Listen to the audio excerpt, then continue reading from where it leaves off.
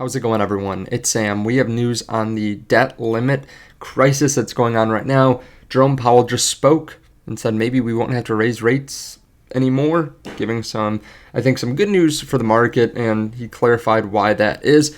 We also have a pretty big letdown actually happening for cryptocurrency. Some people were really excited about some news that was going to come out, and it kind of fell flat. And we have some other news that I want to cover for some big stocks that are moving up right now. If you don't mind, please hit the subscribe button underneath the video, turn on that bell notification. I also want to thank Grape, but we'll talk more about that later. As you can see, Bitcoin just kind of fluctuating around 27,000. We actually fell down yesterday. We just about touched the 200-week moving average, around 26,300 we got to, and now we're back up around 27,000.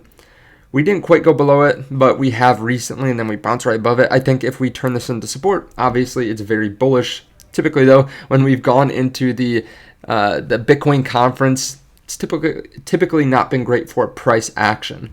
Now, there is still a way to make some alpha. I have a link underneath the video to Commonwealth, which is giving us 15 free whitelist spots. So you can get a free NFT, possibly. If you join that whitelist, it's super easy too. It takes like 10 seconds to fill out, and we're giving away some free NFTs. You also get tokens when you get that NFT. If you win the NFT or buy an NFT, you'll get tokens later this year. They're partnering with myself, they're partnering with Crypto Banter and a few other channels too, so definitely check out that link underneath the video to get some of that alpha. Now, the Treasury cash balance is $18 billion away from Yellen's minimum balance red line of $50 billion. That's one day of spending. So you can see the Treasury went all the way up to like $1 trillion, now back down to $50 billion over a year, basically. So just crazy how much the U.S. is spending. That is definitely a problem. And as you can see here, there are actually some problems right now. Janet Yellen said that they could run out of cash by June 1. And now some of the debt conversations are stalled. So this just happened. GOP negotiators have walked out of the debt limit talks. They say House Speaker Kevin McCarthy's top debt ceiling negotiators abruptly left a closed-door meeting with the White House representatives soon after it began Friday morning. Look, they're just unreasonable, they said. So they were taking a pause. Now, this, I think, is just kind of played up. This is what happens. It seems like every time that they need to raise the debt ceiling, they go back and forth, back and forth. Republicans don't want to raise it as quickly, but eventually they realize, well, the alternative is that the U.S. defaults on their debt, and that would be horrible. So we eventually raise the debt limit at the last second. So I don't think this will really end up being that important long term. I think next month we won't even be talking about it, but we'll probably have to raise that debt limit here very soon. Speaking of Janet Yellen, she told bank CEOs more mergers may be necessary. Obviously, this has caused some problems in the market. With the increased rate hikes, a lot of these banks have just been going under, and Powell now says that rates may not need to increase as high as expected, given credit stress. Now, the market pretty much is pricing in no more rate hikes because of the market stress, but I think this probably is a good thing overall for the market. Obviously, we don't want banks to blow up, and we don't want JP Morgan to own any more banks, but it is good that Powell actually sees that and that the Fed sees that, because they continue to come out and talk really hawkish, even though things are breaking. So that's all happening here today. He gave some more clarification on that, but I don't think we really have to talk about it right now. I want to talk about the big letdown that just happened for crypto and some other big news that's happening in the markets here today. Now, before we go any further, I want to take a second to thank Grape, or GRP token. They're sponsoring this part of the video, and they're among the very early participants in the AI Web 4 revolution. So why would you consider GRP? Well, Grape is taking blockchain and Web 3 achievements to the next level, creating an ecosystem for Web 4, which is AI-driven, mass adoption-ready Web 3 technologies. So how can you get your hands on GRP? Well, you can just visit the description below, click on the link to sign up for the first round of distribution.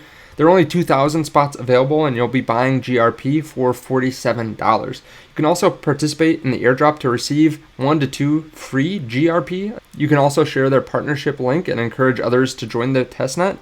The more people that use your link, the higher chances to win $1 million worth of GRP or 1 of the $100,000 prizes. Now, over the last couple days, Coinbase has been doing a countdown. They did 3, then 2, and then yesterday they did 1, and it ended up not being what people expected. A lot of people thought they might be listing XRP. They might be fixing the Ethereum staking problem, but instead, they're just bringing back something that they already had. The best of Coinbase just got better, unlocking 0 trading fees, a dedicated support team, boosted staking rewards, and exclusive benefits from partners with Coinbase One, all for $30 a month. So this ended up not being what people expected. Kind of a letdown, but you know, that's why you can't get too hyped up or go all in on one crypto. Like if you thought XRP was going to go to the moon because they're going to relist XRP after some of the proceedings and some of the wins that XRP has had recently in their court case. Google just had a couple big wins. Samsung halts review of replacing Google with Bing. I think a lot of people overestimate how great ChatGPT is for the masses, right? It's a very powerful tool. A lot of developers use it. A lot of people on Twitter watch it.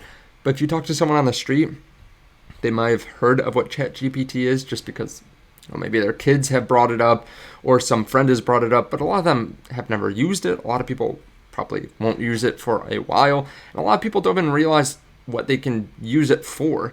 So of course, as time goes on, people will get acquainted with it, with any new technology. That's how it goes.